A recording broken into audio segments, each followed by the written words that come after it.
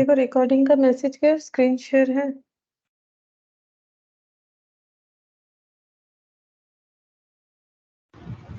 हाँ मैम। अच्छा देखो हम लोग एक सेकेंड। देखो हम लोग यहाँ पर जो है एबीसी एनालिसिस पे कुछ क्वेश्चंस किया हुआ था, फिर उसके बाद हम लोगों ने एंड किया था, ये कुछ थियोरेटिकल पढ़ा था। उसके बाद वैल्यूएशन ऑफ इन्वेंटरी कैसे होता है उसके बारे में हम लोगों ने पढ़ा था, और उसका मेथड्स मैंने लिखवाया था। ठीक है, simple average, weighted average, FIFO, LIFO. ठीक है, अब इसका कैलकुलेशंस कैसे होगा, मतलब इसको कैसे कैलकुलेट करें फीफो में, लीफो में, या सिंपल एवरेज या वेटेड एवरेज में, उसके लिए ना कुछ क्वेश्चंस जो है लिया हुआ है, ये हम लोग करके देखेंगे। ठीक है, जैसे इलास्ट्रेशन 5 से ये पीडीएफ हम शेयर कर देंगे। यहाँ पर पहला जो क्वेश्चन दिया हुआ है हम लोग को सिंपल एवरेज और वेटेड एवरेज मेथड से करने के लिए बोला है। फिर उसके बाद का जो क्वेश्चन है ये फीफो लिफो बेसिस पे करने के लिए बोला है, और यहाँ पर बेस स्टॉक मेथड भी बोला है। मतलब अलग अलग मेथड होता है, एक मेथड मैंने लिखा नहीं वहां पर, बेस स्टॉक मेथड, वो भी लिखवा देंगे। ठीक है, अच्छा, और यहाँ फीफो मेथड से फिर से बोला है, तो हम जस्ट एक बार ऐसा क्वेश्चन करवा देते हैं। ठीक है, जिसमें फीफो और लीफो का आइडिया हो जाएगा, सिंपल एवरेज और वेटेड एवरेज का भी तुम लोग को एक आइडिया मिल जाएगा। ठीक है, तो यहाँ पर इलास्ट्रेशन 5 से ही स्टार्ट करते हैं, ये वाला। इसमें सिंपल एवरेज और वेटेड एवरेज मेथड से हमें करने के लिए बोला गया है। तो देखो कैसे कैलकुलेट होगा।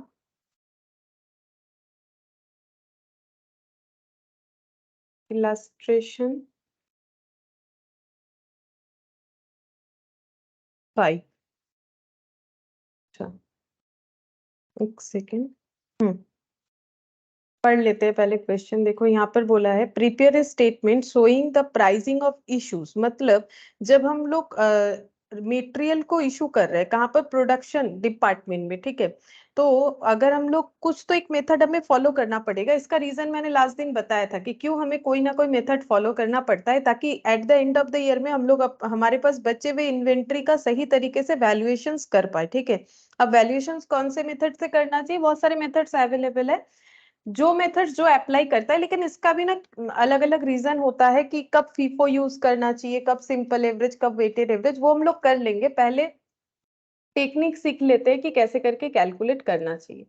तो ये वाला क्वेश्चन जो है इसको हमें सिंपल एवरेज मेथड से करने के लिए बोला है वेटेड एवरेज। तो यहाँ पर डिटेल्स दिया हुआ है, डिटेल्स हम लोग लाइन बाय लाइन पढ़ लेंगे। पहले स्ट्रक्चर बना लेते हैं कि कैसा ये, मतलब इसका फॉर्मेट कैसे होगा। तो ऐसे लिखो, स्टोर लेजर बोल के, स्टोर यहाँ पर हो जाएगा, हो जाएगा।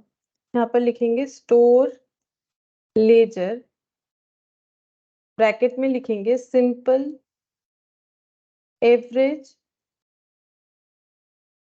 मेथड।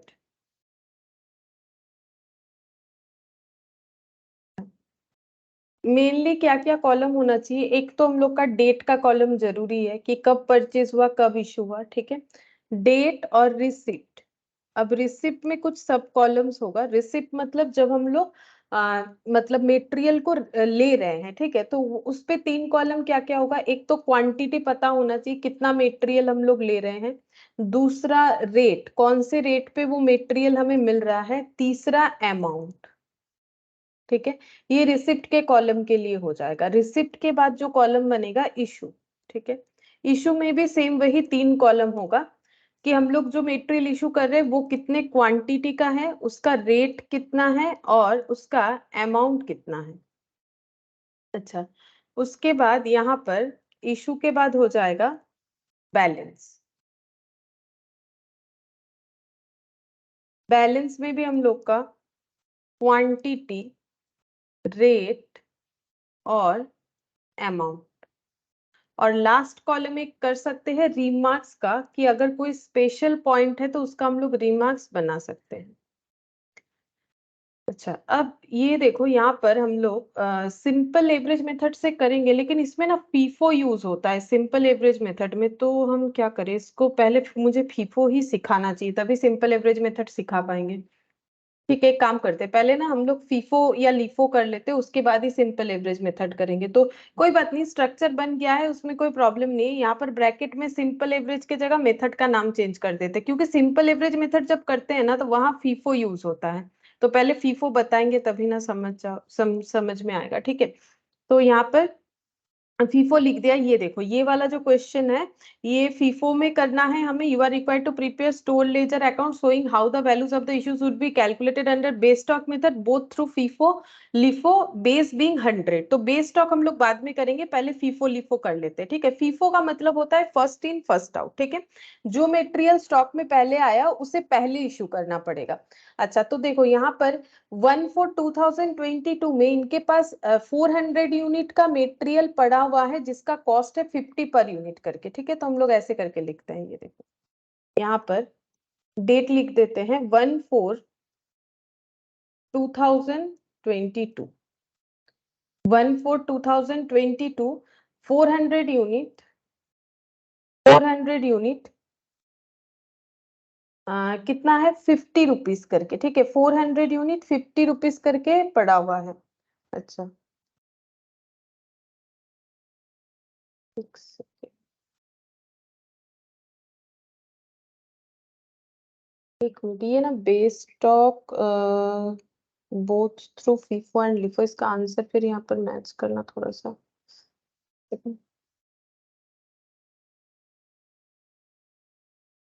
हम्म, ये भी नहीं कर सकते, रुको, ये base stock with FIFO LIFO है।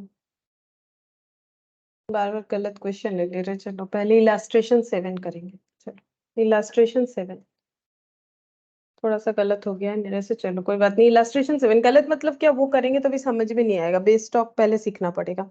यहाँ पर सिंपल फीफो दिया है, मुझे सिंपल फीफो वाला ही पहले लेना चाहिए था। ओपनिंग बैलेंस 500 टन, 1 मार्च का है। ठीक है, तो यहाँ पर ये अप्रैल के जगह सिर्फ मार्च कर दो। ठीक है, बस इतना सा चेंजेस कर लो, हो जाएगा। अप्रैल के जगह मार्च कर लिया मैंने।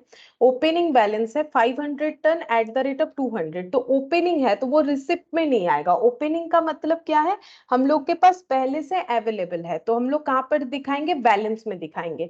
तो 500 ton at the rate of, rate बताया है कितना करके, देखो 500 ton at the rate of 200 करके, तो ये कितना हो जाएगा, मतलब अमाउंट, मतलब क्वांटिटी 500 टन है। ठीक है, 500 क्या है, टन है, और 1 टन 200 रुपए वाला है, तो यहाँ पर कितना हो जाएगा, 1 लाख।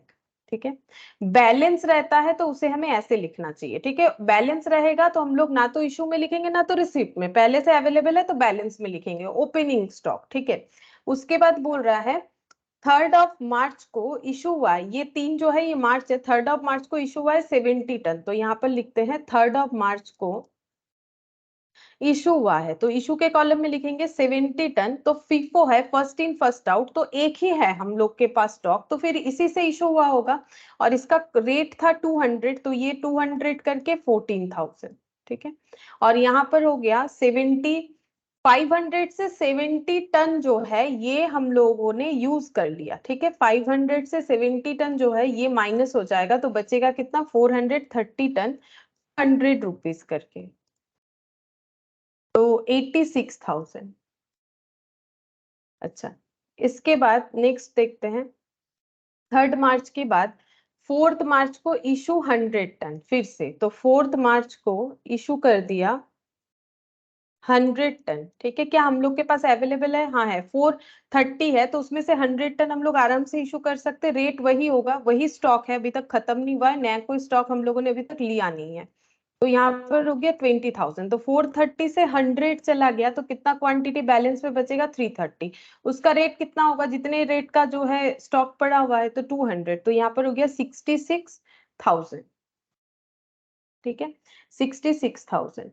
अच्छा, इसके बाद नेक्स्ट देखते हैं, 4 मार्च के बाद 5 मार्च इशू 80 टन, 5 मार्च को लिखेंगे इशू हुआ है 80 टन। ठीक है, 80 टन इशू हुआ है, फिर से 80 टन इशू हुआ है, इसका रेट क्या ले, नया कोई स्टॉक है ही नहीं, वही 200 वाला अभी तक बचा हुआ है, तो वही वाला लेंगे, तो यहाँ पर हो गया 16,000। तो 330 में से 80 यूज हो गया, कितना बच रहा है, 330 में से 80 यूज होने पे 250 बच रहा है, उसका रेट कितना है, 200 करके, ये 200 वाला ही स्टॉक था, 50,000। अच्छा, नेक्स्ट देखते हैं, नेक्स्ट क्या है। 13 को received from supplier 200 ton at the rate of 190, मतलब नया स्टॉक आया। देखो इतने देर तक ना वही जो 200 रेट का 500 वाला स्टॉक था ना वही चल रहा था, उसी में से इशू हो रहा था, वो 250 बचा हुआ है। अब नया स्टॉक हम लोगों ने लिया है 13 को, तो सप्लायर से मिला है तो वो रिसिप्ट में आएगा, क्योंकि लॉजिक है। रिसिप्ट मतलब क्या, हम लोगों ने स्टॉक लिया, ठीक है, हमारे पास आया। इशू मतलब जब हम लोग प्रोडक्शन के लिए स्टॉक जो है ट्रांसफर करते हैं।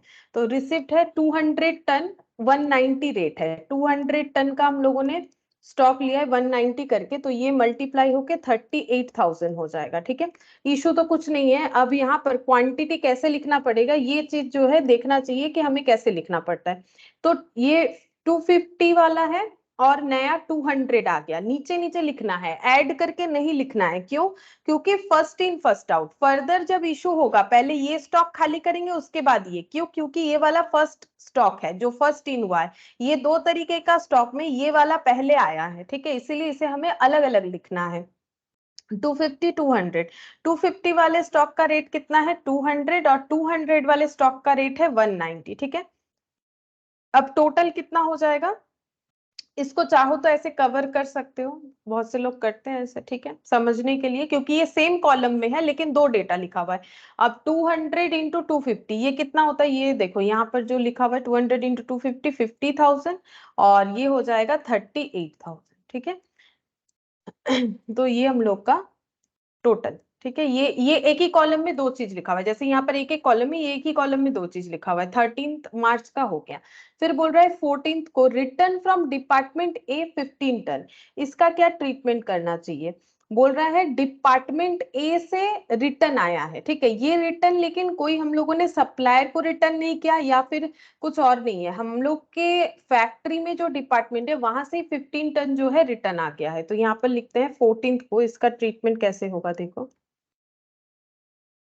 रिटर्न आने से, डिपार्टमेंट से आ रहा है, रिटर्न कहाँ से आएगा, हम लोगों ने जहां इशू किया था, एक्चुअली हम लोग तो स्टोर लेजर मेंटेन करें, मतलब हम लोग स्टोर पे है, स्टोर से हम लोग प्रोडक्शन डिपार्टमेंट में इशू करते हैं। अगर डिपार्टमेंट से स्टॉक रिटर्न आ रहा है तो वो रिसिप्ट के तरह काउंट होगा, स्टॉक बढ़ेगा। कितना टन रिटर्न आया, 15 टन रिटर्न आया। अब क्वेश्चन ये है कि इसका रेट कितना लगा है, ठीक है, अब इसका रेट कितना लगाना पड़ेगा। हाँ बोलो। 200 होगा। 200, हाँ 200 होगा, जो फर्स्ट इन फर्स्ट आउट है ना, फीफो कर रहे हैं, तो इसका मतलब हम लोगों ने अभी तक जो भी इशू किया है, एक चीज देखो, जो भी स्टॉक हम लोगों ने इशू किया है, जो भी रॉ मटेरियल इशू किया है, सारे के सारे 200 रेट वाले हैं। तो अगर रिटर्न कुछ हुआ होगा तो 200 रेट वाला ही रिटर्न हुआ होगा, इसीलिए यहाँ पर 200 लेना पड़ेगा। तो ये हो गया 3000। ठीक है, अब यहाँ पर स्टॉक को कैसे दिखाएंगे, अब यहाँ पर स्टॉक को ऐसे दिखाना पड़ेगा, 250 यहाँ पर हो जाएगा 250, 200 और 15, इसे सभी को अलग अलग दिखाना पड़ेगा। ठीक है, और रेट है 200, 190 और 200। हाँ, ये वो 200 वाला ही है, लेकिन ऐसा नहीं कि इसमें ऐड कर दो, बात समझो। ये 250 में 15 ऐड कर दोगे कि हम लोगों ने इसी से इशू किया था, ऐसा नहीं होगा। अब ये जब इन हुआ ना, अब ये जब हमारे स्टोर में इन हुआ तो ये अलग ट्रीट होगा। अब first in first out basis पे चलेगा, इसीलिए तो सबसे पहले जब भी इशू होगा पहले ये पूरा खाली करेंगे, फिर ये, फिर ये, इस तरीके से होगा। तो ये चीज मेंटेन करना पड़ेगा। अब इसका मल्टीप्लीकेशन करने पे 50,000, इसका 38 और इसका 3000। ठीक है, ये एक ही कॉलम में जाएगा पूरा चीज। अच्छा, ये 14th वाला हो गया। अच्छा, 14th के बाद देखते हैं 16 इशूड 180 टन, 16 मार्च इशू करने के लिए बोला है 180 टन। ठीक है, तो फीफो कर रहे हैं तो फर्स्ट इन फर्स्ट आउट, तो 250 फर्स्ट इन स्टॉक है, तो इसमें से हम लोग इशू कर सकते हैं। हमें कितना करना है 180, तो ये काफी है, मतलब सिर्फ इसी से हमारा काम चल जाएगा। 180 200 रेट वाला, यानी ये हो जाएगा 36,000। तो बचा हुआ स्टॉक कितना रहेगा, बचा हुआ स्टॉक रहेगा 250 से 180 चला गया, 250 से 180 चला गया, तो कितना बचा 70। अच्छा, ये 200 एज इट इज है, ये 15 भी एज इट इज है। रेट कितना है इसका 200, इसका 190, इसका 200। अच्छा, टोटल कितना लिखेंगे, ये 14,000 हो जाएगा, ये 38,000 हो जाएगा और ये वाला 3,000 हो जाएगा। ठीक है, अब इसको चाहे तो हम लोग इस तरीके से कवर कर सकते हैं।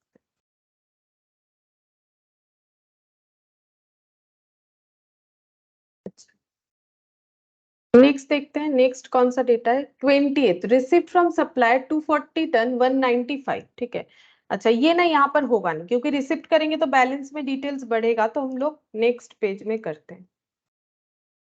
नेक्स्ट पेज में भी फिर से वही कॉलम बनेगा, date,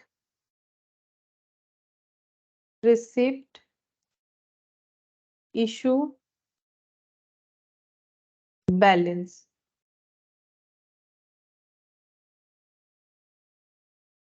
quantity, rate, amount. Quantity, rate, amount, quantity, rate, amount. और यहाँ पर एक रिमार्क्स का कॉलम कर सकते हैं। मेनली रिमार्क्स किस में करना पड़ता है, मतलब किस में करना चाहिए, जैसे कि कोई स्पेशल केस है, जैसे बोल सकते हैं कि यहाँ पर था ना एक कि रिटर्न फ्रॉम डिपार्टमेंट, ये 14th को जो है, बोल রিটার্ন গুলো লেখার জন্য মেবি है রিটার্ন स्पेशल তারপর केस। हाँ ক্লোজিং। हाँ, क्लोजिंग स्टॉक, रिटर्न, ये देखो ये रिटर्न था। ठीक है, return to, return from department. ठीक है, रिटर्न फ्रॉम डिपार्टमेंट, ये कुछ स्पेशल केसेस जो होगा ना, मतलब जो नॉर्मल नहीं है। नॉर्मल क्या है, रिसिप्ट करना, सप्लायर से इशू करना, तो कुछ रिटर्न वगैरह होता है। ओपनिंग स्टॉक को भी कभी कभार रिमार्क्स में लिखा जाता है कि ये खरीदा हुआ नहीं है, ये प्रीवियस ईयर का है, तो ओपनिंग स्टॉक प्रीवियस पीरियड का है या प्रीवियस ईयर का है। क्लोजिंग स्टॉक, रिटर्न, ये सब हम लोग रिमार्क्स में लिख सकते हैं। अच्छा, अब हम लोग नेक्स्ट जो है यहाँ पर करते, देखो यहाँ पर कौन सा वाला डिटेल्स आएगा, पेज क्यों नहीं होता है?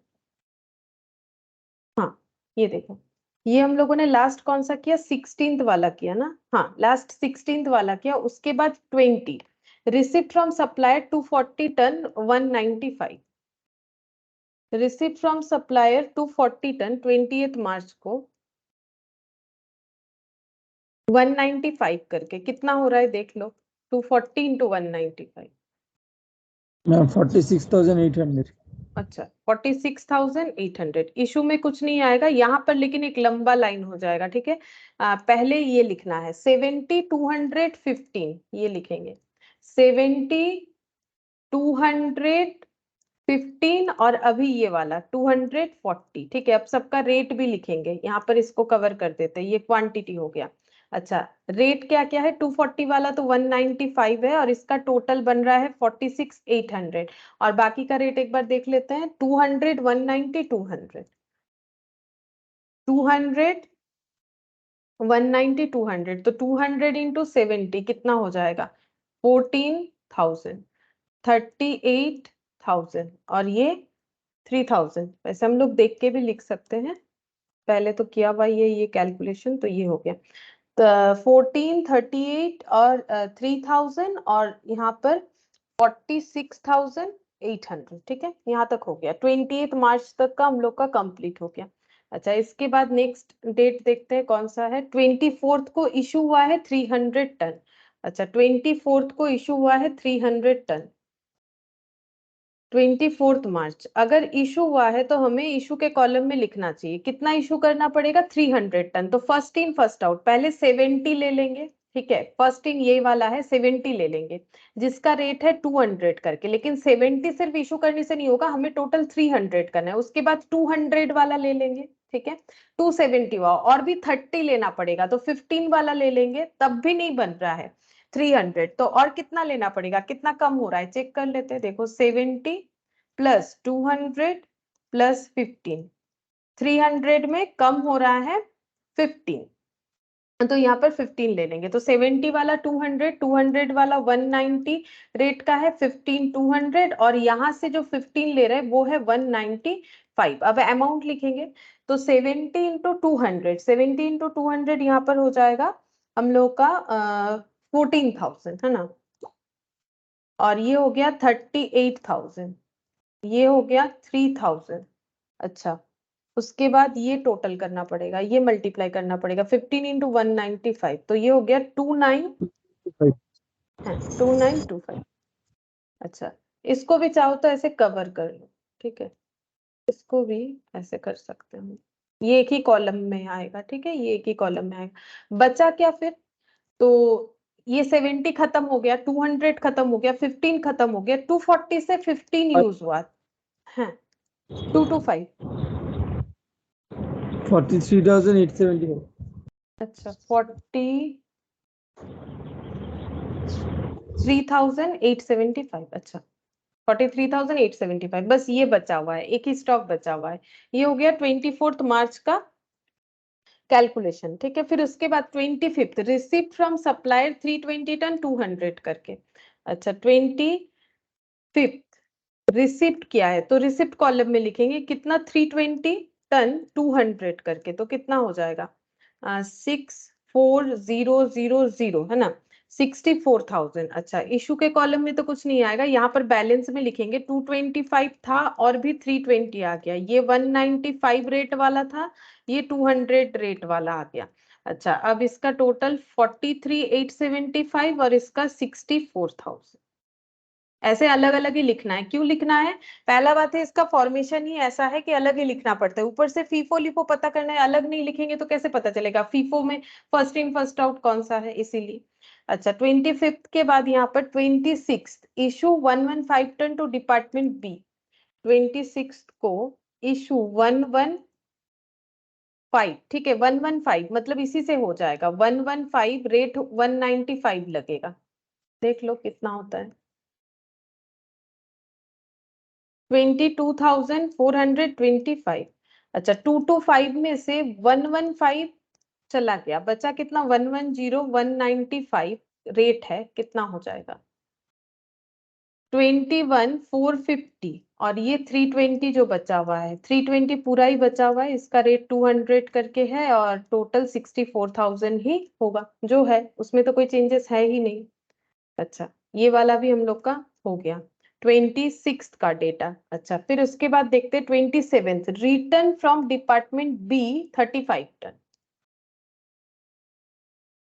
अच्छा रिटर्न हुआ है तो स्टॉक बढ़ेगा, यहाँ पर 35 लिख देंगे, लेकिन रेट कौन सा लिखेंगे, फीफो है फर्स्ट इन फर्स्ट आउट, तो 195 जो पहला स्टॉक दिख रहा है उसी के बेसिस पे लिखा जाता है, ठीक है। तो 35 इंटू 195, ये इसीलिए माना जा रहा है, देखो अगर ये स्टॉक मेरा पड़ा हुआ है तो इसका मतलब जो इशू हुआ था वो इस रेट पे हुआ होगा पहले। ये देखो लास्ट इशू कितना हुआ है 195 रेट वाला ना, तो रिटर्न हम लोग मान के चलते उसी के बेसिस पे होगा, क्योंकि जस्ट उसके बाद ही रिटर्न हो रहा है। तो इसीलिए कैसे डिसाइड करना है कि रिटर्न का रेट क्या होगा, यहाँ पर देखो फीफो के हिसाब से अगर है तो फर्स्ट इन जो है उसका जो रेट है वही रेट लगाओ, ठीक है। 195 इंटू 35, तो 238,870, नहीं ये गलत हो गया लगता है, 6825।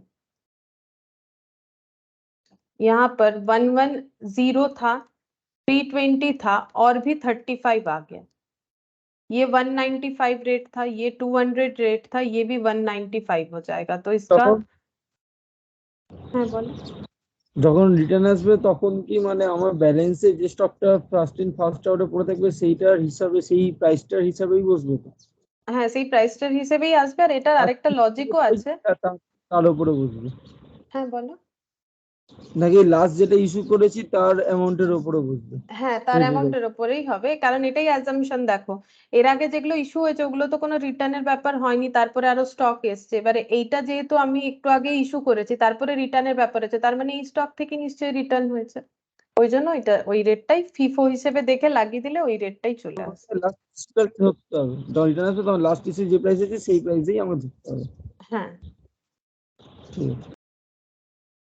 35 इंटू 195 6825 ये वाला हो गया।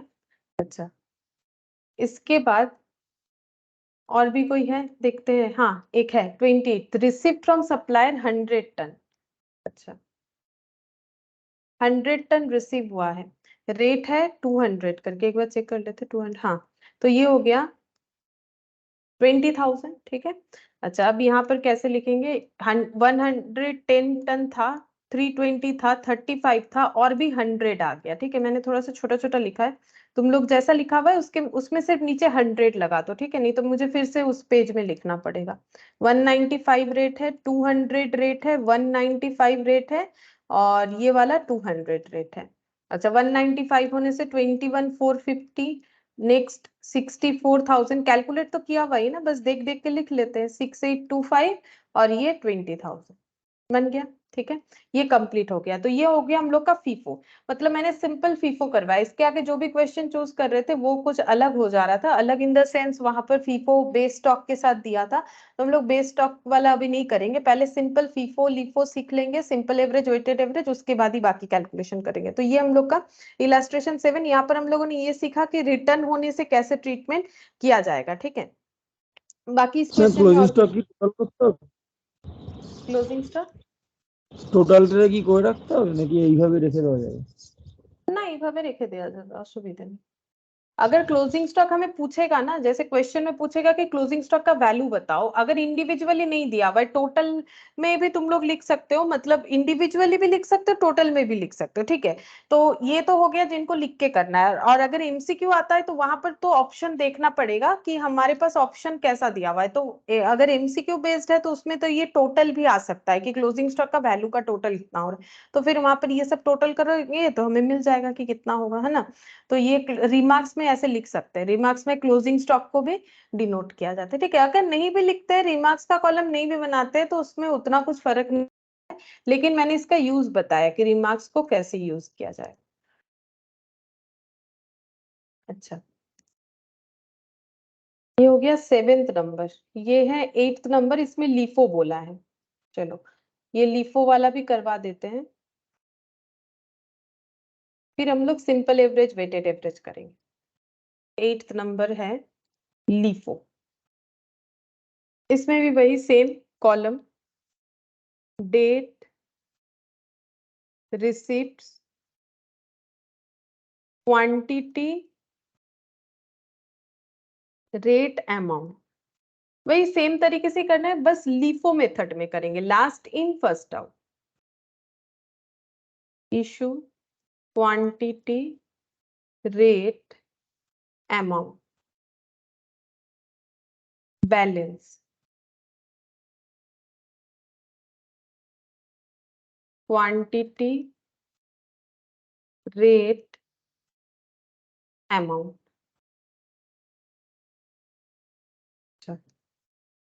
तो यहाँ पर देखते हैं, सबसे पहले 1 फरवरी में ओपनिंग बैलेंस दिया है, तो ओपनिंग बैलेंस तो बैलेंस में लिखा जाता है, लिख देते हैं। आसान है, देखो ये लीफो फीफो आसान है, थोड़ा सा डिफिकल्ट है सिंपल एवरेज मेथड। ठीक है, वेटेड एवरेज भी आसान होता है, सिंपल एवरेज नाम में ही सिंपल है, लेकिन उसमें थोड़ा सा कैलकुलेशंस जो है सीखने लायक है। बाकी इसमें उतना कुछ नहीं, बस एक बार समझ लो फीफो में क्या होता है, first in first out, LIFO में लास्ट इन फर्स्ट आउट, और तो कुछ है नहीं नया।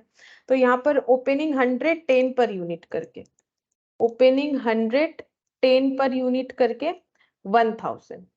ठीक है, ये ओपनिंग बैलेंस, अगर चाहो तो रिमार्क्स कॉलम में लिख सकते हो, बनाया नहीं मैंने रिमार्क्स का कॉलम यहाँ पर। फिर रिसिप्ट 200 यूनिट 10.50, यहाँ पर लिखते हैं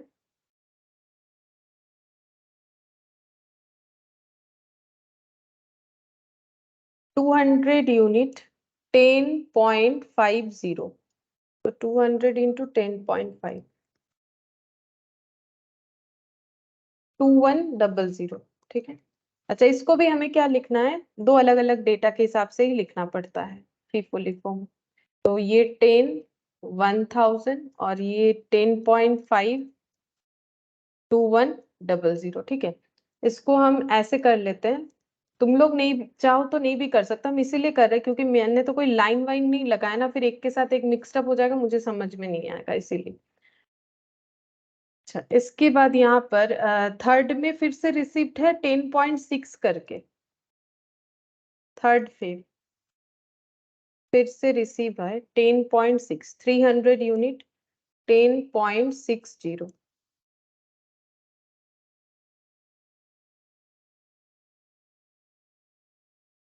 3180। अच्छा, तो 100 पहले था, उसके बाद 200 वाला स्टॉक आया, मतलब 200 क्वांटिटी में, फिर 300, सबका रेट अलग अलग है। ये वाला जो रेट है इस पे ऐसे लगा लेते हैं। अच्छा, ये रेट जो है ये 10, ये 10.50, ये 10.60। 10 से मल्टीप्लाई पहले वाला ये 1000 देख देख के लिख सकते हैं, फिर 2100 और ये 3180। ठीक है, अभी तक कोई इशू नहीं हुआ है हम लोग का, बस स्टॉक रिसीव ही चल रहा है अभी तक। ठीक है, 3rd तक हो गया। अच्छा, इसके बाद नेक्स्ट देखते हैं, 4th में इशू आ गया है। ठीक है, 4th 2022 देखते हैं कितना इशू हुआ है। 400 unit to job a, material requisition number. ये सब क्या लिखा हुआ है पता है? जॉब ए मतलब जिस जॉब के लिए ये मेटेरियल ट्रांसफर किया गया है। एमआर नंबर मतलब मेटेरियल रिक्विजिशन नंबर। प्रोसेस मैंने बताया था ना कि कैसे करके होता है। तो मेटेरियल रिक्विजिशन नंबर मतलब नंबर, जैसे तुम लोग एग्जाम देते हो तो तुम लोग का रोल नंबर होता है ना, तो उसी तरह से मटेरियल का रिक्वेस्ट जब भेजा जाता है तो वो जो मतलब पेपर डॉक्यूमेंट्स बनता है वहां पर मटेरियल रिक्वेजिशन नंबर भी होता है। तो ये नंबर दिख रहा है यहाँ पर 0.15। तो अगर कभी इसका कॉलम बना लेते हैं, जैसे स्टोर लेजर में ना हम लोग चाहे तो बना सकते हैं एमआर नंबर। ठीक है, एमआर नंबर रिसिप्ट के लिए, एमआर नंबर इशू के लिए हम लोग बना सकते हैं, लेकिन मैंने यहाँ पर नहीं बनाया। नहीं बनाते हो तो कोई प्रॉब्लम नहीं है, तो अगर बनाते हो तो वहां पर लिख सकते हो ये वाला। ठीक है, अभी मैंने तो नहीं बनाए तो नहीं लिख रहा है, कोई दूसरा क्वेश्चन में बनाएंगे तो दिखा देंगे। ठीक है, 400 units to job a, 400 units issue हुआ है। बोलो। 300 আর 100 করে হবে। হ্যাঁ, 400 লিফো হবে তো। হ্যাঁ, তাহলে কোনটা থেকে হবে? ये देख, এটা থেকে। নিচ থেকে পুরো দিব। হুম, তো ये আগে देखो 300 100।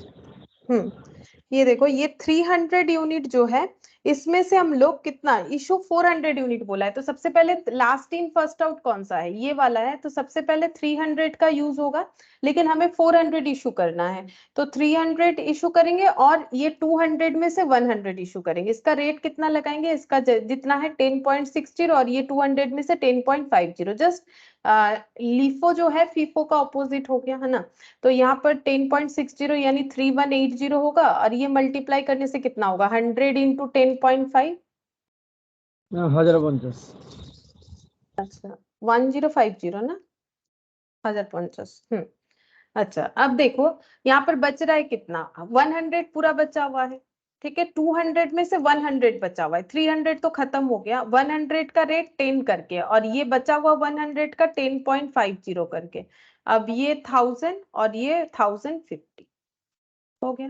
ठीक है, अच्छा ये 4th फेब का हो गया। नेक्स्ट देखते हैं 4th फेब के बाद 6th इशूड 120 यूनिट। अच्छा, फिर से इशू आ गया है 6th फेब।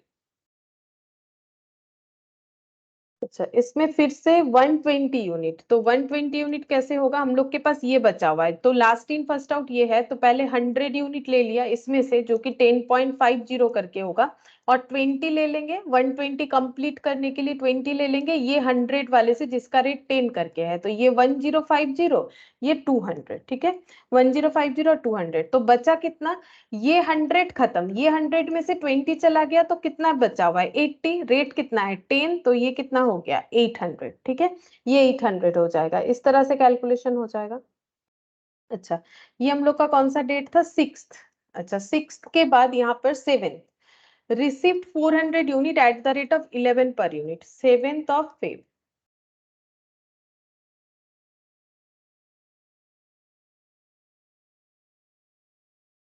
रिसिप्ट हुआ है 400 unit eight the rate of 11। तो 400 unit eight the rate of 11, तो 4400। ठीक है, अच्छा इशू में तो कुछ नहीं होगा, 80 था और भी 400 आ गया।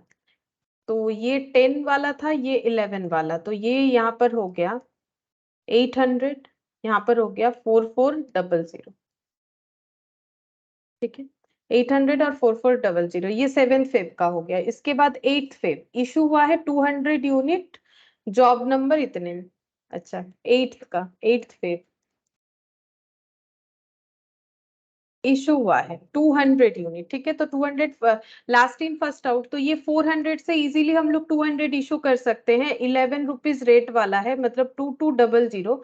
तो रिमेनिंग क्या रहेगा, 80 का स्टॉक पूरा बचा हुआ है, 400 में से 200 चला गया, 200 बचा हुआ है, 10 रुपीज 11 रुपीज। तो ये हो गया 800 और यहाँ पर हो गया 2200, ठीक है। 800 और 2200, ये हम लोग का 8th वेव का कंप्लीट हो गया। 8th वेव के बाद 12 रिसिप्ट 311.4,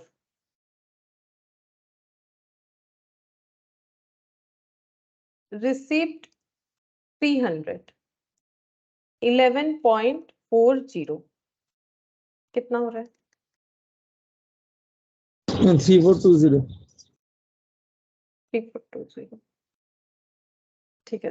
3420, अच्छा। अब यहाँ पर स्टॉक कितना कितना हो जाएगा, एक 80 क्वांटिटी, एक 200 और एक 300। रेट 10 11 11.40, अमाउंट 800 2200 और 3420 हो गया। ये भी कंप्लीट हो गया। 12th ऑफ फेब, अच्छा। इसके बाद 13th में रिसिप्ट 211.5, 13th ऑफ फेब में रिसिप्ट 211.5,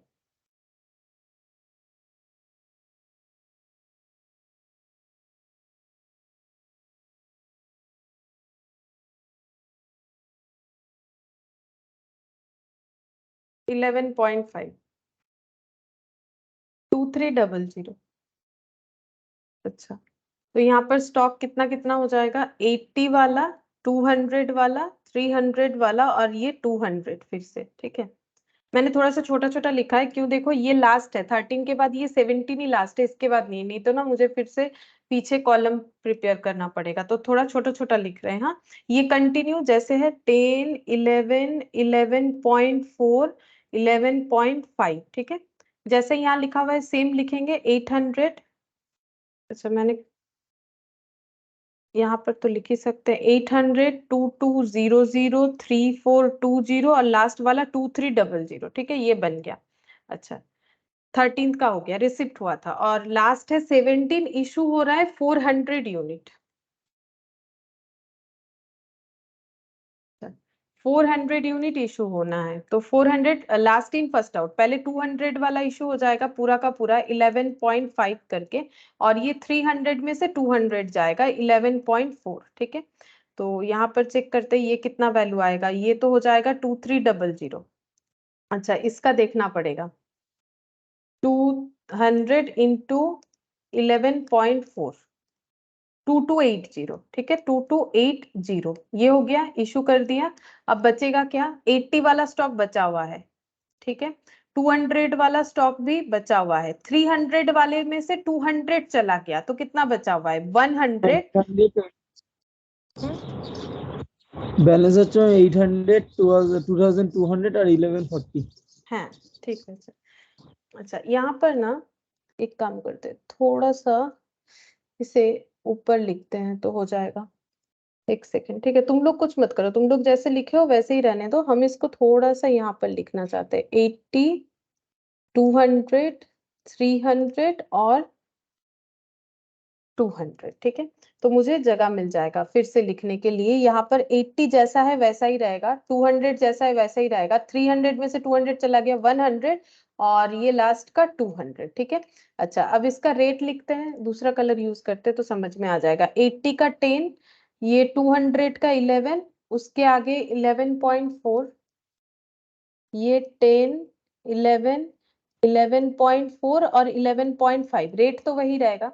अच्छा, 80 इंटू 10, ये इधर लिखते हैं 800, ठीक है। फिर 200 इंटू 11 2200, ठीक है। 100 इंटू 11.4 मतलब 1140। अच्छा, ये तो नहीं बच रहा, ये मैंने क्यों लिख दिया, ये 200 वाला ये तो पूरा चला गया, ये लास्ट होगा ना। देखो लास्ट कितना बचेगा, ये 200 पूरा खत्म, ये 300 में से 200 मतलब 80, 200 और 100, बस इतना ही बचेगा। तो 800, 2200 और ये हो जाएगा 1140। ठीक है, यहाँ पर दिख रहा है कि नहीं, हम फिर से बता देते हैं। ये देखो जो बच रहा है वो कितना है, ये देखो 80। ये देखो यहाँ से हम लोग का क्या हुआ, लास्ट में हमें इशू करने के लिए बोला है 400। देखो हम यहाँ पर दिखा देते हैं, 400 इशू करने के लिए बोला है। तो 200 ये जो था इसमें से पूरा, ये तो 800 तो इसके बाद वाला लाइन में है ना, तो 200 पूरा चला गया। 400, 300 में से 200 चला गया, तो यहाँ 100 बच रहा है। ये पूरा जीरो हो गया, मतलब 80, 200, 100। ये देखो 80, 200, 100। अब रेट कैसे लिखा हुआ है, 10, 11, 11.4, 18 to 10, 800, 200 into 11, 2200, 100 into 11.4, 1140। ठीक है, इस तरह से हो गया। तो अब दिख रहा होगा तुम लोग को, इस तरह से कैलकुलेट करना पड़ेगा। तो ये हम लोग का जो है सिंपल लीफो का क्वेश्चन था, ये कर कर लिया हम लोगों ने। अच्छा, इसके बाद यहाँ पर रिप्लेसमेंट प्राइस मेथड है, ये सब करेंगे, लेकिन पहले बेसिक बेसिक क्वेश्चन कर लेते हैं। अब हम लोग सिंपल एवरेज और वेटेड एवरेज, जो एकदम स्टार्टिंग में मैंने क्वेश्चन लिया हुआ था, इलास्ट्रेशन 5, ये करेंगे। Illustration 5, date, receipts, quantity, rate, amount, issue, quantity, rate, amount, balance, quantity, rate और amount। अच्छा, यहाँ पर जो क्वेश्चन है ये हम लोग को बोला है कि सिंपल एवरेज मेथड से करने के लिए और वेटेड एवरेज मेथड से करने के लिए। अच्छा, पहले देखो यहाँ पर हम लोग पहले सिंपल एवरेज करते हैं। तो यहाँ पर बोला है purchase 100 unit eight the rate of 10, 2022, 1 मार्च को बोला है। तो यहाँ पर लिखेंगे 1 मार्च 2022। ठीक है, यहाँ पर बैलेंस बोल रखा है। ठीक है, तो बैलेंस है,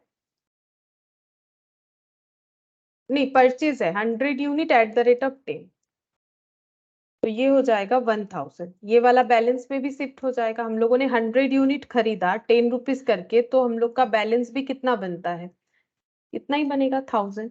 अच्छा, इसके बाद देखते हैं क्या बोला है यहाँ पर। 2 मार्च को परचेज 210.2, 2 मार्च को परचेज 210.20। अच्छा, पहले कैलकुलेट करेंगे कितना होगा।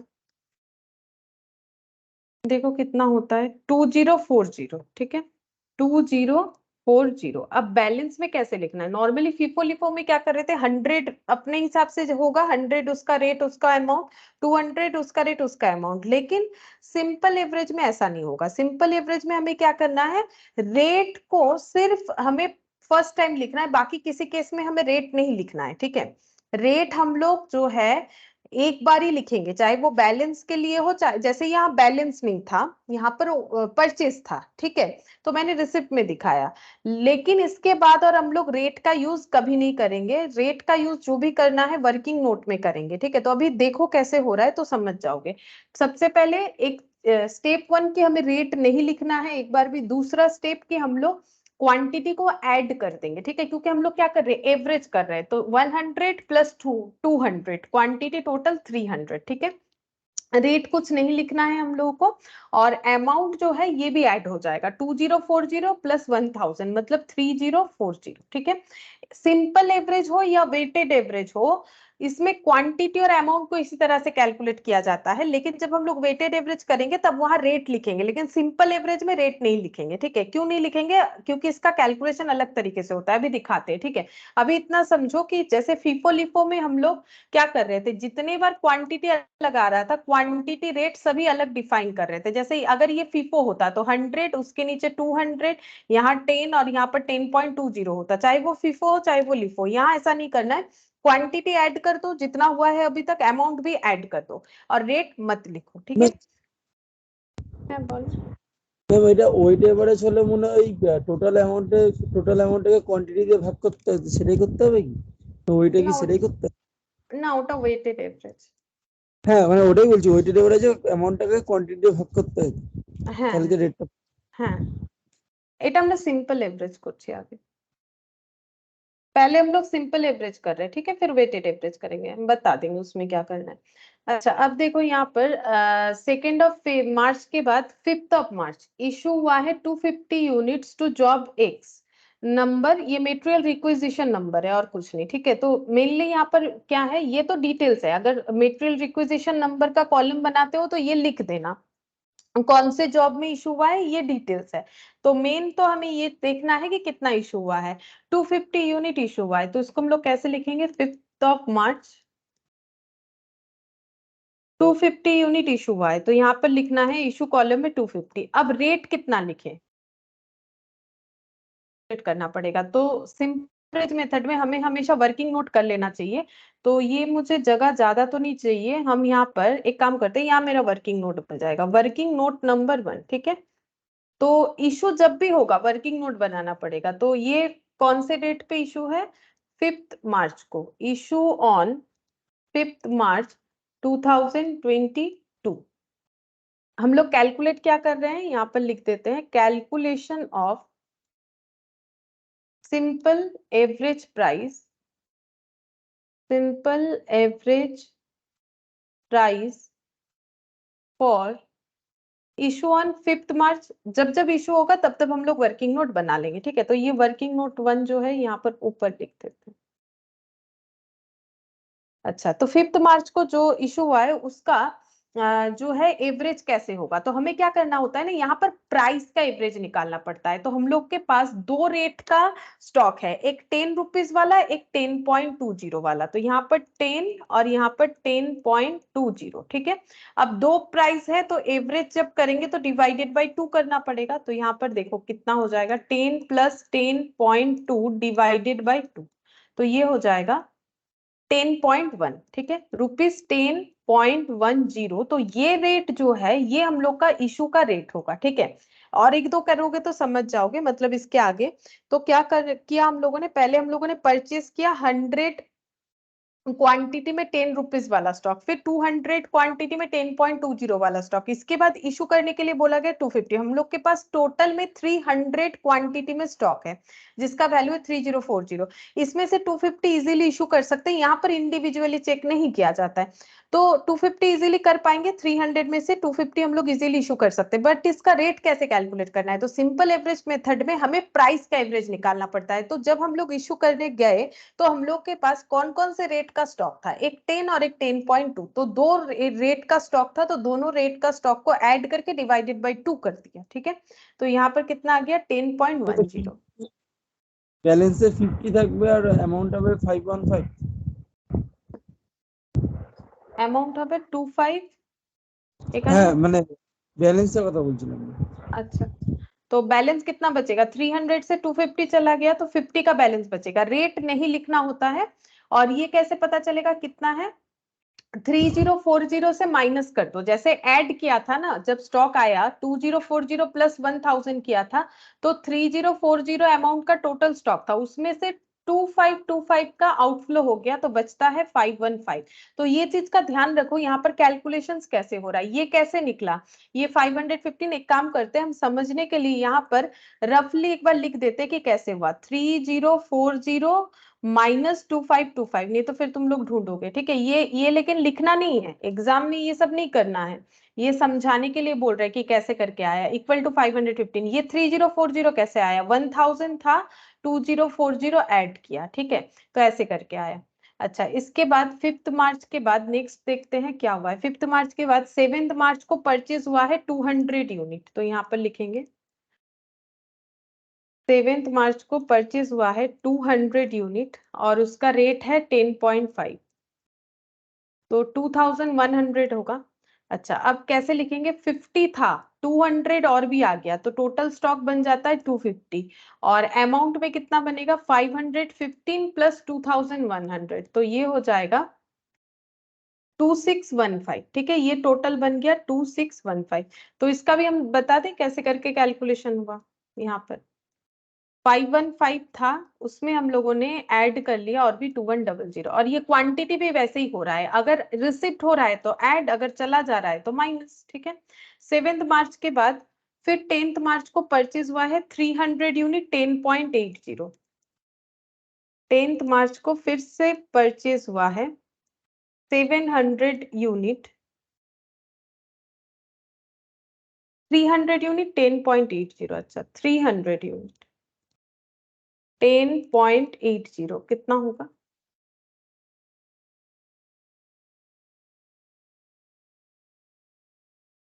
3240, 3240, ठीक है। तो कितना स्टॉक था? 250, और भी 300 आ गया तो कितना हो गया? 550। और यहाँ पर कितना था? 2615 प्लस 3240, 5855, ठीक है, 5855। 2615 था और 3240, ये टोटल होके 5855 हो गया, ठीक है। अच्छा, अब नेक्स्ट देखते हैं 10 मार्च के बाद 13 को फिर से इशू हुआ है, 13 को 200 यूनिट इशू हुआ है। तो 13 को 200 यूनिट इशू हुआ है। क्या हमारे पास 200 यूनिट इशू करने के लिए है? आराम से है, 550 है, इसमें से 200 इशू कर सकते हैं। बट क्वेश्चन ये है कि हम लोगों को रेट क्या लगाना है। तो फिर से हम लोग वर्किंग नोट में जाएंगे और यहाँ पर लिखेंगे issue on 13th of March, देखते हैं 13th ऑफ मार्च, हाँ 13th ऑफ मार्च 2022। जिस 13th ऑफ मार्च 2022 को जब इशू हुआ तब प्राइस क्या होगा, तो कैसे करके कैलकुलेट करेंगे? तो हमें ये चेक करना है कि हमारे पास कौन कौन से रेट का स्टॉक है। तो देखो, हम लोग के पास पहले तो 10 रुपीज वाला स्टॉक था, उसके बाद 10.20 आया, फिर ये वाला, फिर ये वाला। वैसे तो दिख रहा है चार अलग अलग रेट के स्टॉक है। क्या हम लोग ये चारों लिख के एवरेज कर दे? डायरेक्ट ऐसे नहीं कर सकते, पहले हमें देखना पड़ेगा कि कहीं हमारा कोई स्टॉक खाली तो नहीं हो गया। मतलब खाली तो नहीं हो गया, मतलब देखो हम लोगों के पास, इसीलिए फीफो पहले सिखा दिया मैंने। यहाँ पर फीफो यूज होगा। जैसे सबसे पहले हमारे पास 100 टन था, हम लोग के पास 100 स्टॉक था 10 रुपीज वाला, ठीक है। उसके बाद ये देखो, ये लाइन बाय लाइन यहाँ से देख के करेंगे ना तो आसानी रहेगा। 100 यूनिट था 10 रुपीज वाला, उसके बाद 200 आया 10.20 वाला। हम जस्ट लाइन बाय लाइन लिख रहे हैं और कुछ नहीं। उसके बाद देखो 250 इशू किया गया। जब 250 इशू किया गया, सोचो ये है इशू, ये दोनों स्टॉक हमारे पास आने के बाद फर्स्ट टाइम 250 इशू किया गया। तब अगर हम लोग फीफो बेसिस, बोलो, रेट की 10.5 হবে? 10 पॉइंट है, 10.5 होगा। अच्छा, देखो यहाँ पर ये जो 250 इशू हुआ, अब इसमें हमें ये फीफो सोचना है। फीफो सोचना है मतलब फर्स्ट इन फर्स्ट आउट। तो ये 250 जो इशू हुआ ना, 100 पूरा चला गया, तो 200 में से कितना गया? 150 गया, ठीक है। तो ये दोनों मिला के 250, मतलब 10 रुपीज के रेट वाला जो स्टॉक है वो हम लोग का खत्म हो गया। क्यों? क्योंकि जब फर्स्ट टाइम 250 इशू हुआ, हम लोग ये फीफो बेसिस पे चलेंगे, 100 से पूरा चला गया और 200 से 150 चला गया, ठीक है। इसका मतलब हम लोग के पास 10 रुपीज वाला स्टॉक अभी और बचा हुआ नहीं है, ठीक है। 10 रुपीज वाला स्टॉक अभी और बचा हुआ नहीं है, और हम लोग के पास 150 वाला स्टॉक बचा हुआ है। 200 जो जिसमें से 150 बच गया है, 10.20 वाला स्टॉक बचा हुआ है, ठीक है। उसके बाद तो इशू हुआ नहीं है, ये सेकेंड टाइम इशू हो रहा है, तभी तो हम लोग यहाँ पर कैलकुलेट कर रहे हैं। तो हम लोग के पास कौन कौन से रेट का स्टॉक रह रहा है? तो हम लोग के पास ये नहीं है, बाकी ये तीन है, तो ये तीनों का एवरेज करना है। 10.2, 10.5, 10.2, 10.5 और 10.8, ठीक है। तो ये फीफो बेसिस पे सोचना है जो इशू हो रहा है, ठीक है। कि अगर हम लोगों ने 250 इशू किया है तो 100 तो पूरा ही खत्म हो गया होगा, मतलब 10 रेट अभी और हमारे एवरेज में नहीं आने वाला, ठीक है। अच्छा, तो बाकी जो बचा हुआ है वो पूरा आ जाएगा। अगर ये भी खत्म हो जाता, फॉर एग्जाम्पल अगर ये 250 के जगह 300 इशू होता तो ये भी खत्म हो जाता, देन 10.20 भी हमारा कैलकुलेशन में नहीं आता। डिवाइडेड बाई 3, तीन रेट है तो डिवाइडेड बाई 3 करना पड़ेगा।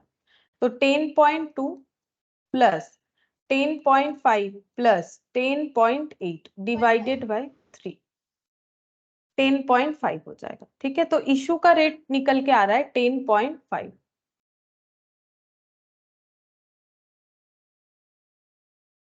यहाँ पर लिखेंगे 10.5, तो 200 इंटू 10.5 ये हो जाएगा 2100। 550 से 200 चला गया तो यहाँ पर आ जाएगा 350, ठीक है। अच्छा, और ये 5855 से 2100 माइनस हो जाएगा, इसका रूल्स एज इट इज रहेगा। है बोल। 3755 में। हाँ 3755, तो ये कैसे कैलकुलेट हुआ लिख देते हैं। 5855 माइनस 2100, ठीक है। तो ये हम लोग का हो गया 13th का इशू। उसके बाद है 13 के बाद 18th में भी इशू दिया है, तो 18th ऑफ मार्च 2022। यहाँ पर इशू कितना करने के लिए बोला है 200, यहाँ भी सेम वही 200 बोला है। अब यहाँ पर भी रेट निकालना पड़ेगा, तो issue on 18th of March 2022, तो 10th रेट वाला तो हमारा स्टॉक चला गया, ठीक है। अच्छा, अब इसके बाद हम लोग का कितना कितना स्टॉक आया चेक करते हैं। ये कंडीशन के बाद हम लोग एकदम स्टार्टिंग से चलते हैं, मैंने पहला 2 डेटा लिया हुआ है, फिर बोले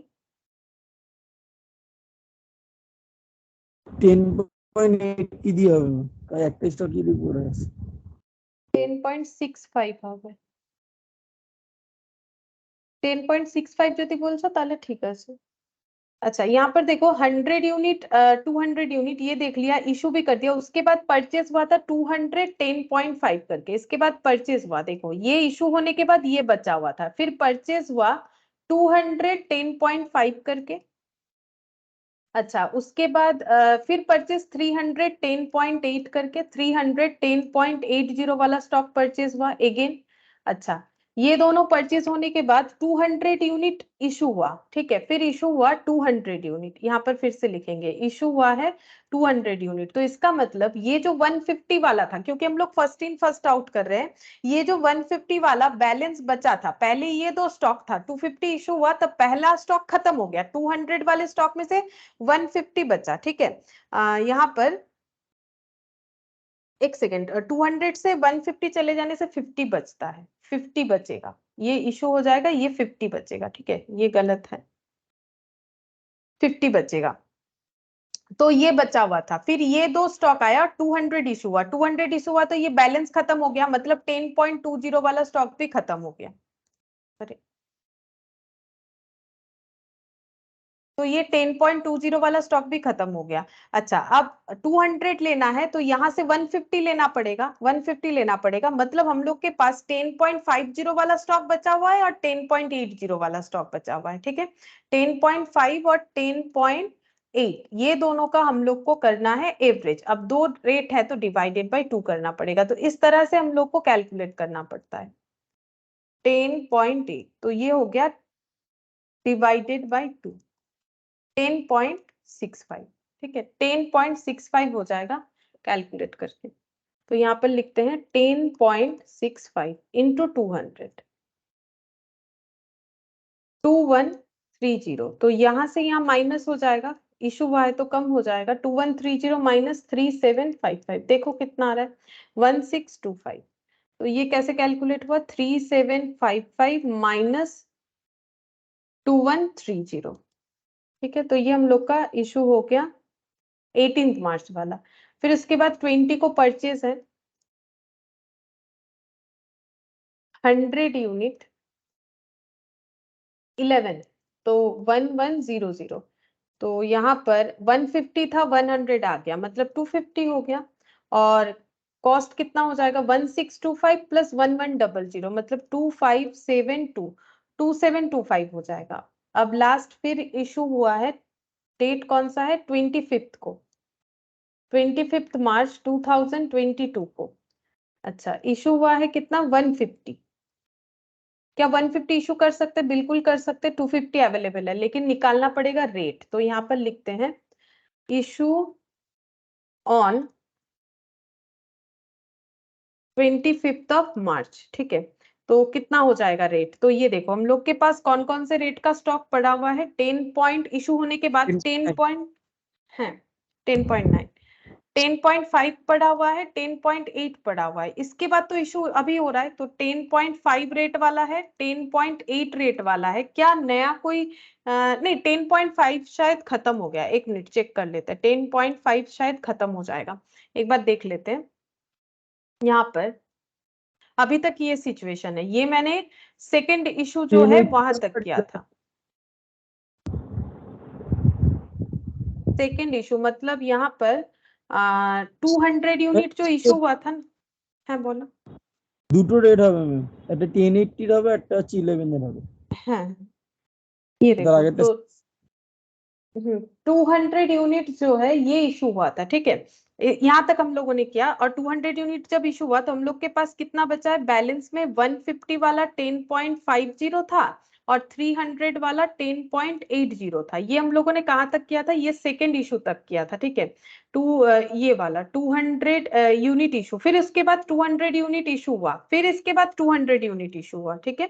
तो यहाँ पर लिखेंगे इशू 200 यूनिट, तो ये वाला खत्म हो गया, ठीक है।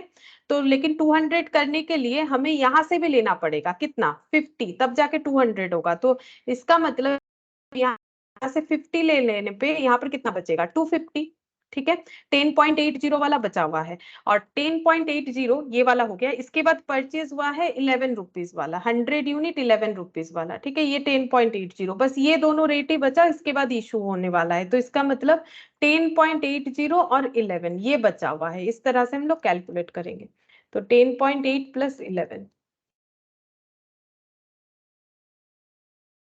10.9 है ना, तो 10.9 हो जाएगा।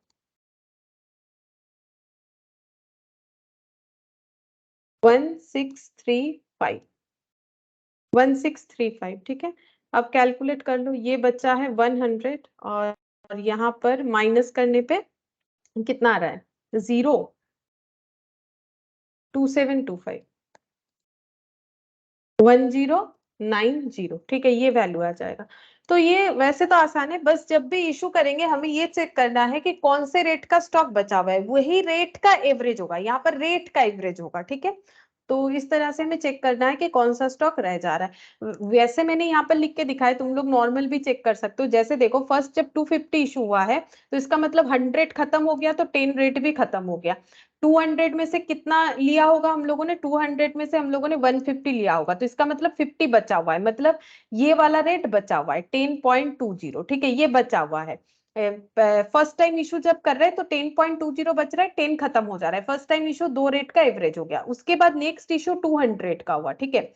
तो यहाँ 150 बचा हुआ था, तो ये खत्म हो जाएगा, मतलब ये 10.20 वाला खत्म हो जाएगा, ठीक है, जब हम लोग 200 इशू करेंगे। तो इस तरह से हमें जो है रेट का कैलकुलेशन करना पड़ेगा, ठीक है। तो इसके लिए ऐसे करके कर सकते हो, फीफो के हिसाब से चलना है, first in first out basis पे। जो स्टॉक पहले आया वो स्टॉक पहले खत्म हो जाएगा in the time of issue. अच्छा, अब हम लोग यहाँ पर नेक्स्ट देखो, इसी क्वेश्चन को वेटेड एवरेज मेथड से करेंगे, जो कि आसान है, ठीक है। तो यहाँ पर लिखते हैं date, receipt, quantity, rate, amount, issue, quantity, rate, amount, balance, quantity, rate, amount. अच्छा, सेम क्वेश्चन ही है, ठीक है। तो सिर्फ रूल्स देख लो क्या करना है। तो परचेज हुआ है 1 मार्च, यहाँ पर 22 लिख देते हैं, बार बार फिर लिखने का जरूरत नहीं होगा। 1 मार्च को परचेज किया गया है 100 यूनिट 10 रुपीज करके, 1000। बैलेंस में भी सेम आ जाएगा 110 रुपीज 1000। 1 मार्च के बाद 2 मार्च परचेज 200 10.20, 200 10.20 2040। अच्छा, अब ये दोनों टोटल करेंगे, 100 प्लस 200 300, और ये हो जाएगा 3040। तो फिर दोनों तो सेम हो गया। डिफरेंस क्या है? डिफरेंस है यहाँ रेट लिखेंगे। रेट कैसे लिखेंगे? एवरेज करके।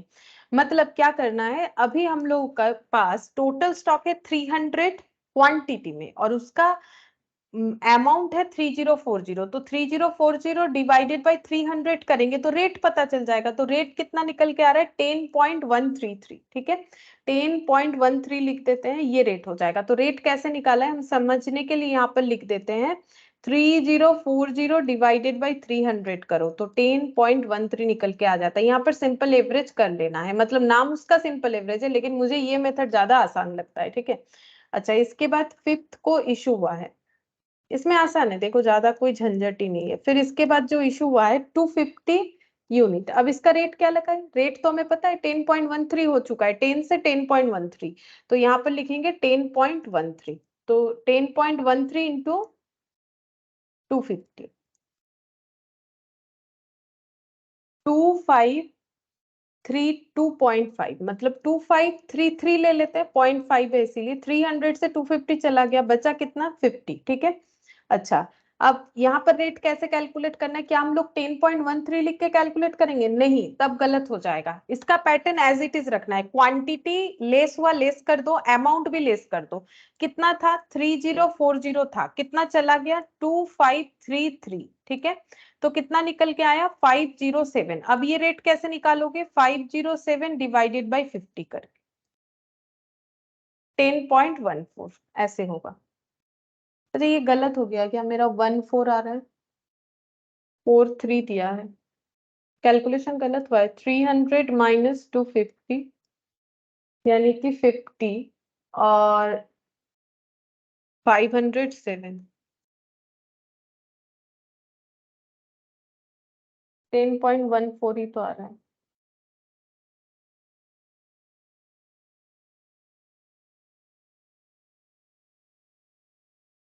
एक सेकेंड, तो 10.13, हाँ ठीक है, 10.13 आ रहा है, 14 मेरा आ रहा है।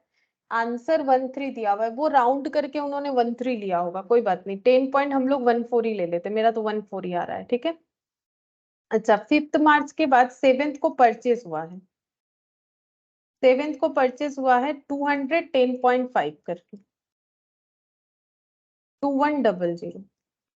अच्छा तो 50 था, 200 आ गया, 250, 2100 प्लस 507 टोटल करेंगे 2607। रेट कैसे निकालते हैं? हमेशा अमाउंट डिवाइडेड बाय क्वांटिटी करके ही रेट निकालना है। 10.428, मतलब 2 डिजिट लिखना है तो 43 लिख सकते हैं, 10.43। ठीक है, 10.43 हो जाएगा ये वाला। 7 के बाद 10 मार्च परचेज है। अच्छा कितना परचेज है 10 को? 310.8 करके,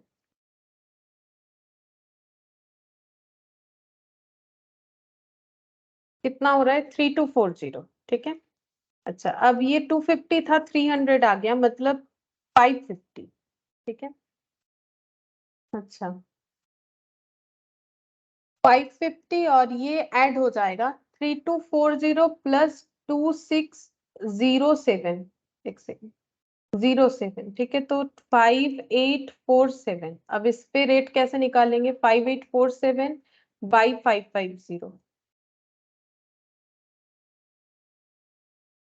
10.630, 10.630, तो हम लोग 10.63 लिख सकते हैं। 3 के बाद तो 0 है, तो इसको चेंज करने का जरूरत नहीं है, 63 ही रहेगा, मतलब 64 तो नहीं होगा ना। इसके बाद यहाँ पर 13 को इशू 200 यूनिट, 13 को इशू हुआ है 200 यूनिट। इसका रेट क्या लगाएंगे? जो रेट चल रहा है 10.63। तो 200 इंटू 10.63 कितना आ रहा है? 2126, 2126। बचा कितना? 350, और ये माइनस हो जाएगा 5847, तो ये हो गया 3721। अब इसका रेट निकालना है, 3721 डिवाइडेड बाई 350। अब तक तो याद हो गया होगा किस तरीके से हमें इस पे रेट निकालना पड़ता है। तो ये आ रहा है 10.63, वो माइनस इसीलिए आ रहा है क्योंकि मैंने वो वैल्यूज जो है उसको हटाया नहीं था इसीलिए, ठीक है। माइनस नहीं आएगा, तुम लोग कैलकुलेटर पे करके देख सकते हो। 10.63। 13 के बाद 18 था शायद। हाँ, फिर से इशू है 200 यूनिट। रेट क्या होगा, जो रेट चल रहा है, ये यही वाला चल रहा है 10.63, यही वैल्यू आ जाएगा 2126। 350 से 200 चला गया 150, और ये 3721 से 3721 था, उसमें से 2126 चला जाएगा तो 1595 बचेगा डिवाइडेड बाय 150, तो रेट पता चल जाएगा। और हम यहाँ साइड में नहीं लिख रहे, ठीक है, एक ही चीज तो करते जाना है। 10.63, फिर से वही रेट आ रहा है 10.63। 18 मार्च तक का हो गया। इसके बाद 20 परचेज 111 करके, परचेज 111 करके 1100, तो यहाँ पर 150 प्लस 100 250, 1100 और 1595, 2695 डिवाइडेड बाई 250, 10.82। मेरा मैच नहीं हो रहा आंसर, एक मिनट देख लेते हैं। 2695 डिवाइडेड बाई 250 और 10.78 ना, हाँ तो कुछ गलत लिख दिया था इसीलिए आंसर, हाँ अब आंसर मैच हो रहा है। 10.78 हो गया, चलो ठीक है। अब 25th का, 25th में इशू हुआ है 150, ठीक है 150, 10.78 रेट चल रहा है तो इतना ही लेंगे। 1617, 250 से 150 चला गया, 100 बचेगा, और 2695 से माइनस हो जाएगा 1617, तो बचता है 1078, 1078 डिवाइडेड बाई 100, 10.78, ठीक है, ये 10.78 आ गया। तो हम लोग को यहाँ पर याद क्या रखना है, यहाँ पर हमेशा ये लिखेंगे बैलेंस रेट। बैलेंस में जो हम लोग रेट लिख रहे हैं वो कैसे कैलकुलेट होता है, बैलेंस में जो अमाउंट दिख रहा है, बैलेंस अमाउंट डिवाइडेड बाय हमेशा बैलेंस क्वांटिटी, ठीक है। ये अगर यूज करेंगे हमें रेट मिलता जाएगा, ठीक है। तो रेट कैलकुलेशन इस तरीके से हमें करना पड़ेगा,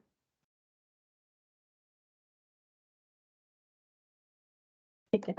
तो ये जो है ये दो मेथड हम लोगों ने सीख लिया। तो जो मेथड्स मैंने यहाँ पर नाम लिए थे वो चारों मेथड ही शायद मैंने बता दिया, simple average, weighted average, FIFO, LIFO, ठीक है। लेकिन इसके अलावा भी होता है जैसे कि रिप्लेसमेंट प्राइस मेथड, उसका भी क्वेश्चन है यहाँ पर तो करवा देते हैं, ठीक है। रिप्लेसमेंट और एक होता है बेस स्टॉक, तो देखते हैं कौन सा करवाते हैं। इलास्ट्रेशन 5 हो गया है, 6 वाला बेस स्टॉक वाला ही है, ये भी कर सकते हो, बेस स्टॉक विथ फीफो दिया हुआ है, ठीक है। तो यहाँ पर ये वाला फीफो या लीफो किसी एक में करवाएंगे तो शायद तुम लोग समझ जाओगे। बेस स्टॉक मेथड में करना क्या होता है, एक बेस हमें रखना पड़ता है स्टॉक का, ठीक है। हमें एक मिनिमम बेस डिसाइड करना पड़ेगा कि हम लोग इतना स्टॉक जो है हमेशा रखना चाहते हैं, ठीक है। तो वो हमारे बैलेंस में हमेशा दिखना चाहिए, बेस स्टॉक मेथड यही होता है। अभी क्वेश्चन करेंगे ना तो समझ जाएंगे। देखो यहाँ पर जैसे बोला है कि स्टॉक जो है ये 400 unit eight the rate of 50, ये ओपनिंग स्टॉक बता रहा है। फिर बोल रहा है following receipt issues were recorded, और यहाँ पर you are required to calculate store ledger showing how the value of issues would be calculated under base stock method both through FIFO LIFO basis, base being 100 unit. अब ये being 100 unit का मतलब ये है कि हमें बेस स्टॉक 100 मानना है, मतलब हम लोग के स्टॉक में कुछ भी हो जाए हमें 100 यूनिट हमेशा रखना ही रखना है, ठीक है। बेस स्टॉक का मतलब हो जाएगा हमें 100 यूनिट हमेशा रखना ही है। देखो अभी करके दिखाते ना, समझ में आ जाएगा। फीफो जैसे वैसे तो होगा ही, बस बेस स्टॉक का रूल्स देख लो कैसे होगा। यहाँ पर फीफो और लीफो का जो रूल्स है वो अप्लाई होगा, साथ साथ ही साथ बेस स्टॉक का भी अप्लाई होगा। तो डेट कॉलम तो वैसे ही होगा, ठीक है, इसमें कोई चेंजेस नहीं है। Receipt, quantity, rate, amount, issues, quantity, rate और अमाउंट, बैलेंस, क्वांटिटी, रेट और अमाउंट। देखो डिफरेंस क्या है, सबसे पहले तो ओपनिंग स्टॉक जो है वो लिख लेंगे, ठीक है। 1 अप्रैल 2022, तो यहाँ पर ना हम पहले 2022 लिख लेते हैं, जो कि हर जगह पे एप्लीकेबल हो जाएगा 1 अप्रैल। यहाँ पर बैलेंस में लिखेंगे 400 यूनिट बोला है, तो यहाँ पर हमें लिखना पड़ेगा, ये देखो इसमें हमें बेस स्टॉक हमेशा 100 रखना है, ठीक है। तो सबसे पहले 100 को यहाँ पर हमें लिखना पड़ेगा। और अगर मेरा टोटल स्टॉक 400 यूनिट है तो मुझे 100 हमेशा अलग दिखाना है, जब भी मुझे स्टॉक दिखाना है 100 अलग दिखाना है। तो अगर मेरा ओपनिंग स्टॉक 400 यूनिट है, इसे हम दो पार्ट में दिखाएंगे, मतलब बेसिकली मेरे पास 400 यूनिट है, लेकिन 100 यूनिट हम हमेशा अलग रखते हैं, मतलब ये मेरे पास रहता ही रहता है, ठीक है। तो ये हो गया 100 यूनिट, और 400 है तो नीचे 300 लिख देंगे, ठीक है। रेट क्या लगाएंगे, जो रेट है 50, ठीक है। तो मुझे क्या करना है, मेरे पास जो भी स्टॉक है ओपनिंग में, या अगर मैंने खरीदा है, तो मुझे 100 को अलग से दिखा देना है, 100 हम हटा देंगे अलग से, ठीक है, हमेशा। तो जैसे मान लो मेरे पास जो है 5,000 रुपए, लेकिन हम हमेशा 1,000 रुपए अलग हटा के रखते हैं, तो 1,000 अलग 4,000 अलग, ठीक है, उसी तरह से। तो यहाँ पर हो गया 500 और यहाँ पर हो गया 15,000, ठीक है, 15,000 और ये 5,000 हो जाएगा। अच्छा, इसके बाद क्या होगा, बेस स्टॉक का पहला समझ में आया कि हमें क्या करना है, जितना स्टॉक हमें बेस रखना है उसको हमेशा अलग दिखाना है। बाकी रूल्स जो है देखो क्या होगा। उसके बाद 2 अप्रैल को परचेज हुआ है 100 यूनिट, 2 अप्रैल को परचेज हुआ है 100 यूनिट, रेट बता दिया है 55 करके, तो अमाउंट हो रहा है 5500, ठीक है। अब इसको लिखेंगे कैसे, यहाँ पर 100 था बेस स्टॉक, ठीक है, 300 बाइफर्केशन करने के बाद बचा और नया 100 आ गया, ठीक है। ये हमेशा बेस स्टॉक रह जाएगा, बस बाकी जैसे है वैसे लिखते जाओ 55। तो यहाँ पर ये कितना हो गया 100, ये 5,000 जैसे हो रहा था, ये हो गया 15,000 और ये हो गया 5500, ठीक है। बेस स्टॉक तो मेरा बन गया, बेस स्टॉक को हमेशा मेंटेन करते हुए चलना है। अच्छा, इसके बाद 2 अप्रैल के बाद देखते हैं नेक्स्ट डेट कौन सा है। 6 अप्रैल इशू हुआ है 400 यूनिट। अब देखो कैसे होगा, इशू हुआ है 400 यूनिट, ठीक है। तो पहले 100 यूनिट इशू करेंगे। हम लोग कौन सा कर रहे हैं, फीफो मेथड में कर रहे हैं, ठीक है। हम लोग पहले फीफो में कर लेते हैं, फर्स्ट इन फर्स्ट आउट। तो फर्स्ट इन कौन सा है, तो ये तो 400 को हम लोगों ने अलग अलग लिखा है और ये वाला है, लेकिन अगर हम लोग बेस स्टॉक मेंटेन कर रहे हैं तो हमें कैसे करना पड़ेगा। पहले हम लोग 100 ले लेंगे, यहाँ पर 100 ले लेंगे, फीफो में करेंगे, ठीक है। फीफो में करेंगे तो फर्स्ट इन फर्स्ट आउट, मतलब ये फर्स्ट इन है, 50 वाला फर्स्ट इन है।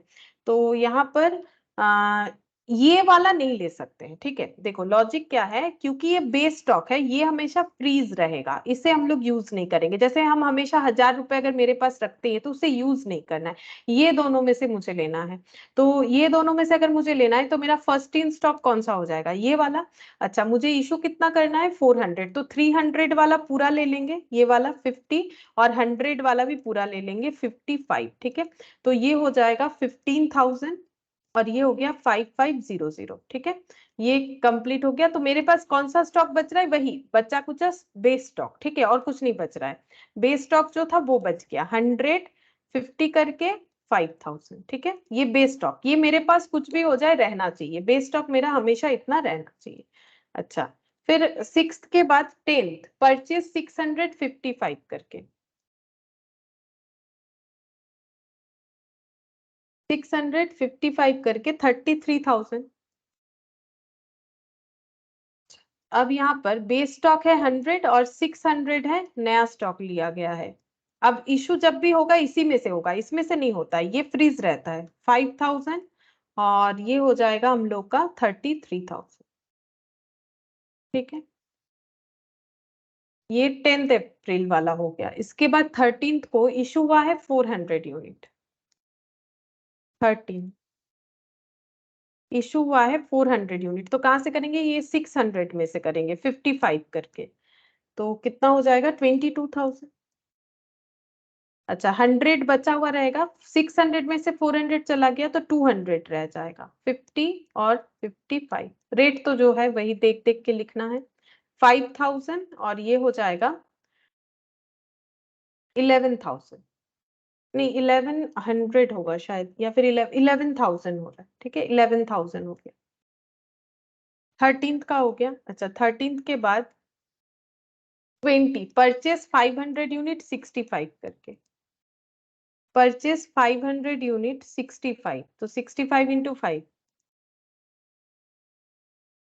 32, 32,500। अच्छा 100 था, 200 का एक स्टॉक था, अब 500 का एक स्टॉक आ गया। ये रेट था 50 वाला, ये 55, ये 65, 5,000, ये हो जाएगा 11,000 और ये 32,500 बन गया। अच्छा फिर 20th के बाद 25th issued 600 unit, 25th issued 600 unit. तो इशू करेंगे तो यहाँ से पहले फर्स्ट इन फर्स्ट आउट, तो ये 200 वाला यूज करेंगे, 100 तो फ्रीज रहता है, 600 चाहिए तो और भी 400, तो 200 वाले का प्राइस 55 और ये 400 का 65। ये हो रहा है 55 वाला जो रेट है वो तो 11,000 हो रहा है, और ये वाला कैलकुलेट करना पड़ेगा 65 इंटू 4 00 26,000, ठीक है ये 26,000 आ गया। तो यहाँ पर बच रहा है कितना, 100 वाला तो रहेगा ही हमेशा 5,000, और ये दोनों में से ये खत्म, ये इसमें से 100, 6500, ठीक है 6500 ये हो गया। अच्छा इसके बाद 25th के बाद यहाँ पर 10th purchase 800 unit, purchase 800 unit 70 करके 5600, 56,000, ठीक है 56,000। अच्छा टोटल कितना हो जाएगा, 100 था और 800, ये 50, ये 65 और ये 70, टोटल देख देख के लिख सकते हैं। 56,000, 5,000, 6500। अच्छा 10th इसके बाद 12 इशू हुआ है 500 unit, 500 unit first in first out, तो 100 पूरा यूज हो जाएगा 65, और यहाँ से 400 लेना पड़ेगा ये वाले से, तभी ना जाके 500 होगा। तो ये हो गया 6500 और ये हो गया 28,000, ठीक है 6500 और 28,000। अच्छा अब इसका क्लोज, यहाँ पर क्लोज, यहाँ पर क्लोज, तो क्या बच रहा है, बेस स्टॉक का 150 रेट वाला, और यहाँ से ये 100 तो खत्म हो गया, 800 में से 400 क्या बच रहा है, 400 यानी 70 रुपीज वाला, तो 5,000 और ये 28,000। अच्छा और इसके बाद और भी है क्या इसमें, हाँ है। 13th में फिर से इशू हुआ है 200, 13th में फिर से इशू हुआ है, कितना इशू हुआ है 200, तो फर्स्ट इन फर्स्ट आउट, ये 400 में से 200 चला जाएगा 70, तो ये हो गया 14,000। अच्छा बचेगा क्या, बेस स्टॉक का 100 और ये 400 में से 200, रेट क्या हो जाएगा 50-70, अमाउंट क्या हो जाएगा 5,000 और 14,000। लेकिन ये यहाँ कंप्लीट नहीं है, और भी है इसमें। 15 मई फिर से परचेज है, मतलब फिर से यहाँ पर मुझे प्रिपेयर करना पड़ेगा, date, receipt, quantity, rate, amount,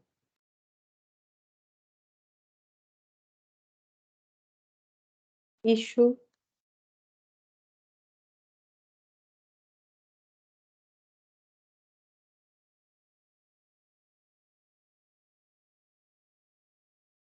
balance, quantity, rate, amount. अच्छा नेक्स्ट कौन सा वाला हमें 15 मई का करना है, परचेज हुआ है 575 करके, 500 इंटू 75, 37,500, 37,500 500। अच्छा, क्वांटिटी क्या क्या है? एक तो बेस स्टॉक है 100, ये पता है, आगे देख लेते हैं। 100 और 200, 50 70, 100 200 और ये 500 आ गया। 50 70 75, 5000 14,000 37,500। 15th ऑफ मई का हो गया। इसके बाद 12th of June issued 400 unit, issue हुआ है 400 यूनिट, मतलब 500 फर्स्ट इन फर्स्ट आउट। तो ये 100 तो यूज नहीं कर सकते, 200 कर लेंगे, और भी चाहिए 400 के लिए 200। तो ये 70 रुपीज वाला पूरा खत्म, और यहाँ पर 500 में से 200 ले लेंगे 75 वाला। तो ये 14,000 और ये हो जाएगा 15,000। बचा क्या? बेस स्टॉक तो बचेगा। 200 पूरा खत्म, 500 में से 200 चला गया, बचता है 300। अच्छा, 50 और 75, 5,000। ये कितना हो जाएगा? 225, 22,500।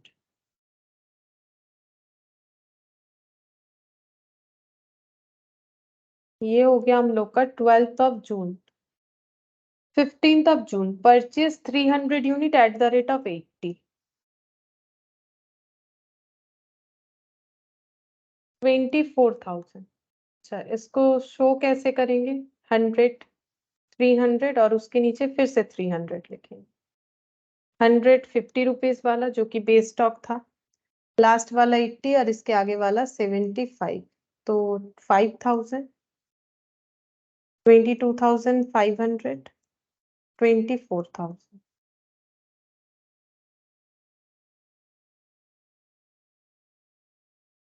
मुझे लगता है और नहीं है ट्रांजैक्शन, बहुत बड़ा क्वेश्चन था। ठीक है चलो।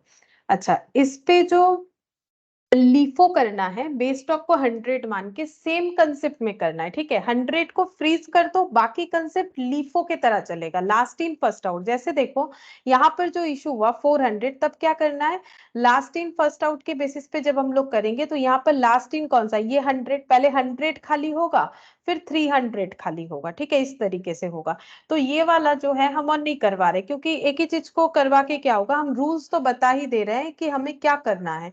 अगर हमें लीफो बेसिस पे बोलेगा तो हम लोगों को 100 जैसे यहाँ फ्रीज है वैसे ही रहेगा, 100 को कुछ भी चेंजेस नहीं करना है। लेकिन जब भी इशू होगा तो last in first out basis पे हमें इशू करना पड़ेगा। ठीक है, तो जैसे ये 300 100 वह फर्स्ट इन फर्स्ट आउट बोल के है, इसका उल्टा हो जाएगा, 100 और 300 हो जाएगा। ठीक है, तो एक काम करते हैं, हम पूरा क्वेश्चन और नहीं करवा रहे, या फिर कर भी सकते हैं हम लोग, ऐसा कोई बात नहीं है, कर सकते हैं, चलो कर ही लेते हैं।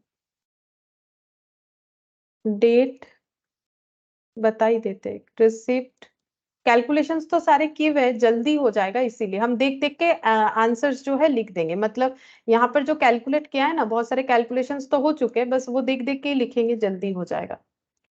Amount, issues, quantity, rate, amount, balance,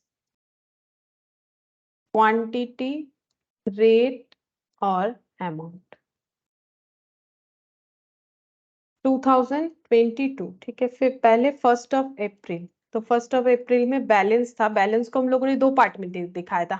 400 का बैलेंस था, 100 और 300 में दिखाया था, 50 करके था। ठीक है, तुम लोग देखो अपने कॉपी में वही मिलेगा। तो ये हो गया 5,000, ये हो जाएगा 15,000। ठीक है, उसके बाद नेक्स्ट ट्रांजैक्शन क्या था देखो, फिर 2 अप्रैल को 100 यूनिट परचेज हुआ था 55 करके। ठीक है, तो कॉपी से देख देख के लिखो, हम भी जो है देख के ही लिख रहे हैं ताकि जल्दी हो जाए। ठीक है, 100 55 करके 5500, तो इसको कैसे लिखेंगे? 100 300 और फिर से 100। ठीक है, 50 50 55, तो 50 यहाँ पर हो गया 5,000 15,000 5,000 15,000 और 5500। तो यहाँ तक तो आसान है, कुछ ज्यादा है नहीं चेंजेस। फिर उसके बाद सेकेंड के बाद यहाँ पर आ जाता है 6 अप्रैल इशू 400 यूनिट, ये रहा 6 अप्रैल इशूड हो रहा है 400 यूनिट, क्योंकि हम लोग लीफो बेसिस पे कर रहे हैं, ये तो फ्रीज रहेगा, इसको मत टच करो। लास्ट इन फर्स्ट आउट, तो पहले 100 फिर 300, 100 कितना 55 वाला, और ये जो है ये हो गया हम लोग का 50, तो ये हो गया 5500, और यहाँ पर हो जाएगा 15,000। बचेगा क्या, वो 100 बेस स्टॉक जो है वही बच रहा है, ठीक है, 100 बेस स्टॉक जो है वही बचेगा यहाँ पर।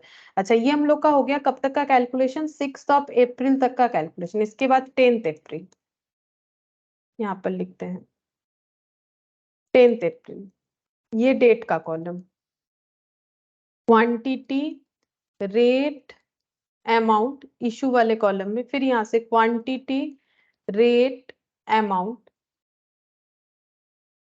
रिसिप्ट, इशू और बैलेंस, क्वांटिटी, रेट और अमाउंट, ठीक है। अच्छा, फिर यहाँ पर देखते हैं 10 अप्रैल को क्या हुआ है, परचेज 655 करके, 655 करके परचेज हुआ है, इसका कैलकुलेशन देख लो 33,000 आ रहा है। बैलेंस में क्या बच रहा है, 100 जो बेस स्टॉक था और 600 नया जो स्टॉक आया, ये 50 रुपीज वाला था 100, तो 5,000 और 33,000, 5,000 यहाँ पर हो गया 33,000। 10 अप्रैल के बाद यहाँ पर 13 अप्रैल इशूड 400 यूनिट, 13 अप्रैल इशू हुआ है 400 यूनिट, क्योंकि अभी हम लोग लीफो कर रहे हैं, लास्ट इन फर्स्ट आउट, मतलब ये 600 से 400 चला जाएगा 55 करके, तो ये 22,000 आएगा, कैलकुलेट करके देख सकते हो। 100 तो अपना फ्रीज रहेगा, इसमें कोई भी हमें हटाना नहीं है, ठीक है। 600 में से 400 चला गया तो 200 बचेगा 55 करके, तो 200 इंटू 55 11,000 हो जाएगा। अच्छा, 13 अप्रैल के बाद यहाँ पर 20 अप्रैल परचेस 565 करके, 20 अप्रैल परचेस 565 रुपीज करके, 30 टू 500, 100, 200, 500, 50, 55, 65, तो ये हो गया 5,000, 11,000 और ये 30 टू 500, ठीक है। अच्छा, नेक्स्ट 20 अप्रैल के बाद 25 ऑफ अप्रैल था, 25 of April issued 600 unit, 600 unit issue हुआ है, लास्ट इन फर्स्ट आउट, तो पहले 500 यूज हो जाएगा, फिर 200 में से 100, तब 600 होगा, तो 65 और 55, 65 का तो 30 टू 500 आ रहा है, और ये हो जाएगा 5500, 100 बचा हुआ रहेगा 50 करके 5,000, ठीक है। अच्छा, ये 200 में से 100 चला गया, 100 है 5500 और 500 पूरा ही खत्म हो गया। 25 का भी हम लोग का कंप्लीट हो गया। इसके बाद 10th ऑफ मई हो गया, ठीक है। अच्छा, अप्रैल खत्म, 10th ऑफ मई,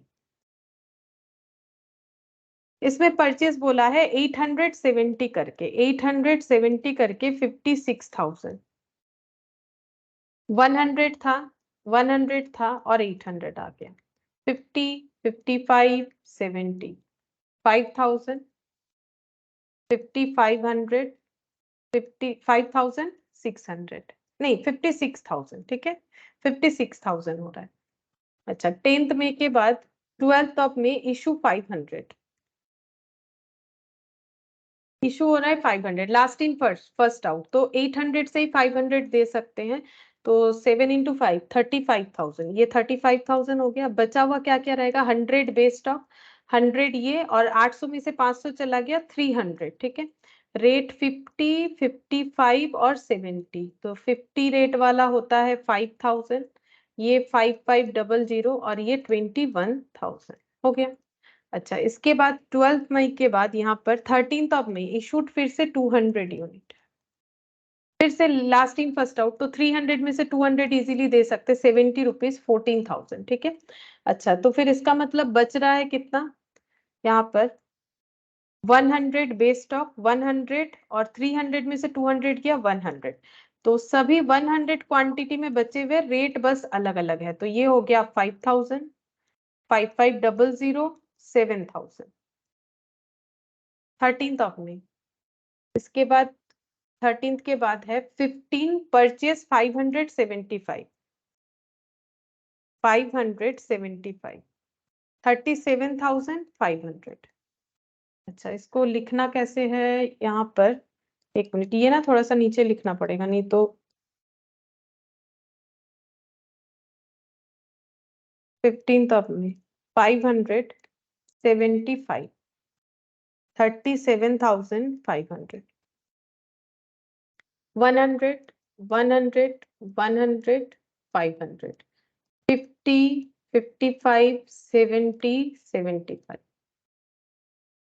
5,000, 5500, 7,000, 37,500 हो गया। लिस्ट काफी बड़ा हो गया, पता नहीं यहाँ पर कंप्लीट कर पाएंगे कि नहीं। 15 मई, फिर 12th को इशू हुआ है 400, 12 जून को इशू हुआ है 400, लास्ट इन फर्स्ट आउट है, तो ये 500 में से 400 चला जाएगा, 75, 400 इंटू 75, 30,000 होता है। बचा हुआ क्या क्या रहेगा? बचे हुए स्टॉक में ये 100, 100, 100 और 500 में से 400 क्या 100, मतलब 4 बार 100 लिखना है, 100, 100, 100 और यहाँ मैंने 100 लिख दिया, ठीक है। अच्छा, रेट क्या क्या होगा? रेट हो जाएगा 50, 55, 70 और 75, ठीक है। और अमाउंट क्या क्या हो जाएगा? 5,000 हम बोल रहे हैं, तुम लोग लिखते जाओ, ठीक है। 5,000 और 5500 और सेकेंड वाला हो जाएगा 7,000, थर्ड वाला, ठीक है। और लास्ट वाला हो जाएगा 400, ये 500 में से 400 चला गया, 100 इंटू मतलब ये 7500 होगा। तो लास्ट वाला हम बता दे रहे, लगातार 4 बार 100, 100, 100, 100 है, क्योंकि 500 में से 400 चला गया 100, क्वांटिटी में 4 टाइम्स 100 है। रेट ये दिख रहा है 50, 55, 70, 75, ये लिखना है। अमाउंट 5,000 पहला, फिर 5500, फिर 7,000, सिर्फ इसका अमाउंट चेंज हो जाएगा, 100 इंटू 75, 7,500 बस, ठीक है। तो ये मैंने बता दिया क्या लिखना है, अगर मिस हो रहा है तो हम फिर से बता देंगे, ठीक है। तो ये ऐसे लिखना पड़ेगा। अच्छा, फिर भी एक पॉइंट तो बाकी है, 15 जून को परचेज हुआ है 300, हम यहाँ पर लिख देते हैं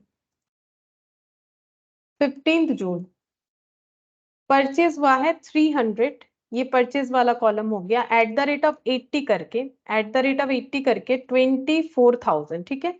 इशू का 3 कॉलम खाली, यहाँ पर बैलेंस में क्या हो जाएगा? 100, 100, 100, 100 करके 4 टाइम्स था, और ये 300 इसके नीचे लग गया। अच्छा, रेट क्या था? 50, 55, 70 ऐसे कुछ, 50, 55, 50, 55, 70, 75। अच्छा, ये थर्ड नंबर पे जाएगा 70, ये रहा 70, 75 और 80, 5,000, 5500, 7,000, 7500 और ये हो गया 24,000। उधर जो थोड़ा सा यहाँ पर लिखने में दिक्कत हो रहा है, वो चीज यही वाला है, ठीक है, यही वाला है। यहाँ पर सिर्फ ये एडिशन हुआ, क्योंकि ये यहाँ पर तो इसके बीच में और कोई ट्रांजैक्शन हुआ नहीं, डायरेक्ट परचेज ही हुआ है, ठीक है। तो 15 जून हम लोग का ये वाला कैलकुलेशन होके आ गया।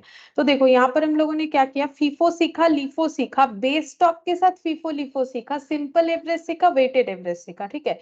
तो इलास्ट्रेशन 5 हो गया, इलास्ट्रेशन 6 का दोनों ही मैंने करवा दिया, इलास्ट्रेशन 7 भी हम लोगों ने कर लिया, इलास्ट्रेशन 8 भी हम लोगों ने कर लिया। एक मेथड और भी बाकी है सीखने के लिए, रिप्लेसमेंट प्राइस बेसिस मेथड, ठीक है। रिप्लेशन प्राइस बेसिस मेथड ये मुझे बताना है, और ये वाला क्या है? ये स्टैंडर्ड प्राइस मेथड है, ठीक है। ये भी एक अलग मेथड है, ये भी मुझे बताना है। और ये वाला क्या देगा? ये क्वेश्चन है, ठीक है, ये क्वेश्चन है, वेटेड एवरेज प्राइस में अगर करेंगे तो क्या होगा, ठीक है। तो ये इस पे जो मैंने 3-4 क्वेश्चन लिया है ना, इस पीडीएफ से करवा देंगे। तुम लोग एक काम कर सकते हो, एक टास्क हम दे सकते हैं, यहाँ पर ये जो पीडीएफ है, जो कि मैंने पहले ये शेयर किया है तुम लोग के साथ, ये जो पीडीएफ है, इसमें हमारा फीफो लिफो का यहाँ पर जो आज हम लोगों ने सीखा उससे रिलेटेड क्वेश्चन प्रैक्टिस कर सकते हो, जैसे कि इलास्ट्रेशन 9, ठीक है। इसमें हमें क्या करना है, इसमें हमें फीफो और लीफो और वेटेड एवरेज तीनों मेथड से करना है, और कंपेयर करके देखना है कि डिफरेंसेस क्या होता है। तो अगर तुम लोग कैलकुलेट करके रखोगे तो हम कंपैरिजन जो है बताएंगे कि मतलब कौन से मेथड से क्या आ रहा है, ठीक है, किसमें कितना स्टॉक आ रहा है, क्यों आ रहा है, वो भी हमें बताना है। तो क्वेश्चन नंबर 9 कर सकते हो, और एक यहाँ पर क्वेश्चन नंबर 8 है, ये भी कर सकते हो। इसमें क्या बोला है, इसमें भी हमें फीफो बेसिस पे करना है, और हम लोगों को बताना है कि शॉर्टेज इन स्टॉक टेकिंग का हमें क्या ट्रीटमेंट किया हुआ है, ये बताना है, ठीक है। ये थोड़ा सा इलेबोरेटिव हो गया, ये 2 क्वेश्चन। बाकी यहाँ पर और कोई ऐसा क्वेश्चन नहीं दिख रहा है फिलहाल जो कि हम तुम लोग को दे सके। तो प्रैक्टिकल क्वेश्चन 9 और प्रैक्टिकल क्वेश्चन 8 ये दो हम तुम लोग को होमवर्क देते हैं, ये जो ग्रीन कलर वाला पीडीएफ है उससे, ठीक है। और ये जो मैंने पीडीएफ लिया हुआ है ना सीखने के लिए, यहाँ से बाकी क्वेश्चंस जो है हम करवाएंगे नेक्स्ट क्लास में, ठीक है। और टाइम बचेगा तो ये होमवर्क वाला भी तुम लोग को करवा देंगे, क्योंकि इसमें थोड़ा सा टाइम तो लगेगा। ठीक है, फिर आज इतना ही करते हैं।